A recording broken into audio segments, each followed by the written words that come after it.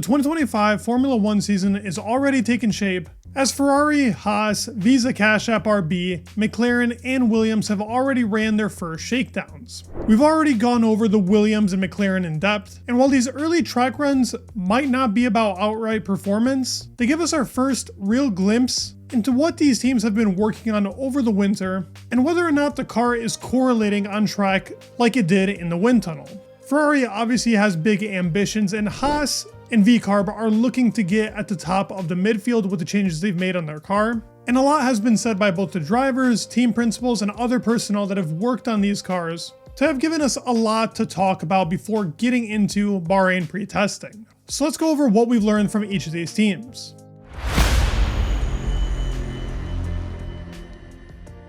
Ferrari is the team that most people are following into this season, as they do have some of the biggest expectations with Lewis Hamilton being on the team, and Charles Leclerc in the latest interview has stated that in 2024 he was okay with not winning a world championship, but this year they have to win them both. That's what he's expecting from himself and the team. The car has undergone plenty of changes, and the previous video I made actually covers them all. The car we saw on track and the rendered images is exactly the same. There was some rumor of there being a cooling outlet near the halo, but that has now been debunked. As their technical director has said, they've changed 99% of the car, and they've given themselves a better baseline for the 2025 season to actually develop this car more than they could in 24, because they thought they hit the top of the wall by the end of the season. Looking at its first laps during the shakedown and what the drivers have said, the car looked to be more responsive on turn-in, which is something Charles loves, when the front of the car is really sticking into the ground and he can dictate how the rear is moving. Throughout his career, Lewis Hamilton has adopted to cars that have actually had that style. He does prefer a bit more of rear stability, but it's only been positive from both Charles and Lewis. The biggest strengths of these Ferraris have always been that low speed cornering, but its high speed instability has been a problem. Now with that pull rod suspension, there should be a lot of ways to counteract them struggling in the high speed and medium speed corners. And while this does happen pretty much every season, the team was 1 second faster here at the Fiorano track using Leclerc's times on the SF25. And you could clearly see that these guys were pushing. They felt confident in the car. Leclerc was pushing pretty much on lap 2 or 3, and the comments from both Leclerc and Lewis have all been positive. There are some rumor times that they've shaved off about half a second. Some reports are saying about 6 to 7 to 8 tenths, but this is all speculation. We'll have to see till Bahrain. Otherwise, well, we've learned that this car is responsive, its turn-in is quick, and it seems like everything is working as of right now. The car with the least amount of changes, and to me has stayed the most basic out of all these 25 cars, is the Haas VF25. Now, the 24 season was a shock to a lot of competitors. We didn't expect the Haas to be as good as it was.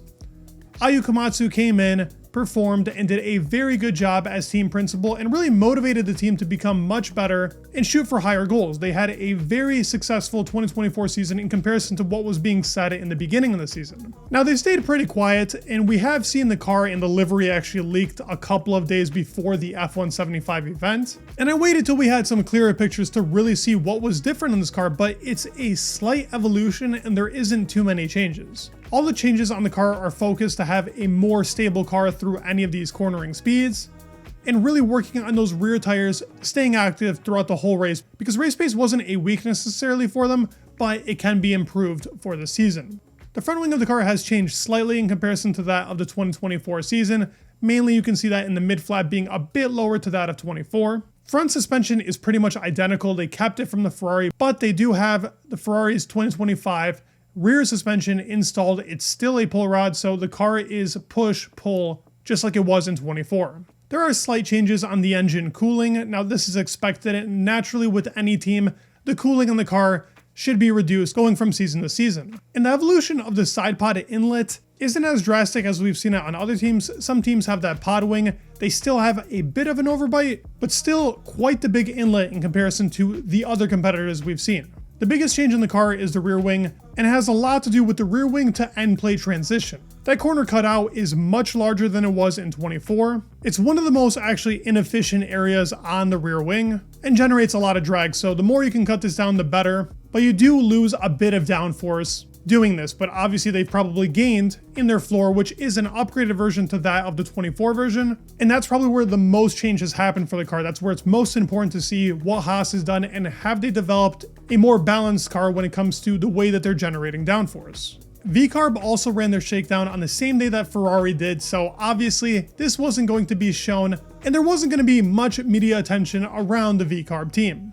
Now, while their livery definitely has got a lot of high praise from everybody else, the car itself is pretty much Red Bull Jr. And I don't even mean by the livery, I'm talking about the actual aerodynamics. This pretty much is the RB20 with a few tweaks. The actual front wing itself, that nose part, is pretty much identical to that of the RB20, but the wing has been kept from the previous season. Not too much change there, very flat out, low downforce. So the team is focusing on more downforce coming from the underfloor of the car.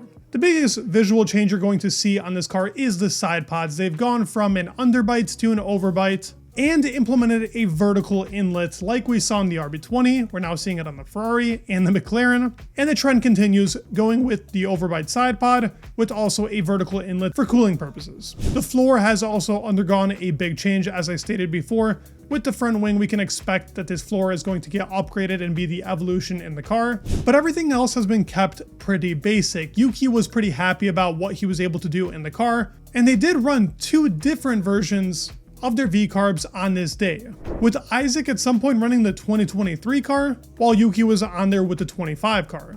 Both the Haas and the VCARB haven't really gone under a revolution like the Ferrari or McLaren, for example, but slight evolutions, as their focus is probably going to go more into 26, where they have a better chance of actually fighting for some reasonable spots. VCARB took the approach of pretty much copying its big sister, while Haas went for a very basic change where we can't really see too much on the car, but possibly a lot was done internally to really change the characteristics of the car. It was a pretty solid car in 24, I expect the same for 25, but honestly, these two teams have undergone the smallest amount of changes. And that leaves us with two final shakedowns before we get into Bahrain preseason testing. One coming from the Aston Martin on the 23rd, where we will see a 95% different car to its 2024 predecessor. A lot has been spoken about how they changed their method of actually simulating the car and seeing how it's going to work on track. This has been a big problem for them ever since really the start of this regulation period, because their development has been very poor, but there are reports coming out that this Aston Martin could be very quick, possible podiums. These are all rumors and speculation. I wouldn't really look into this too much, but they have said this has been their hardest winter yet in this regulation period. And the final team on the 24th will be Mercedes, who is also going to be showing an extremely different car. A lot of the rumors are alluding to a completely different style to that of its 2024 car, and supposedly innovations that we haven't actually seen on the grid yet. The car was super inconsistent, and as George Russell has put it, they find one problem, fix it, and then another one arises. So let's see if they can actually fix that for the 2025 season. This will be their biggest challenge yet, but I will definitely be covering these as soon as they come out. But I'd love to hear what you say, so please leave a like, subscribe, it'd mean the world, and peace.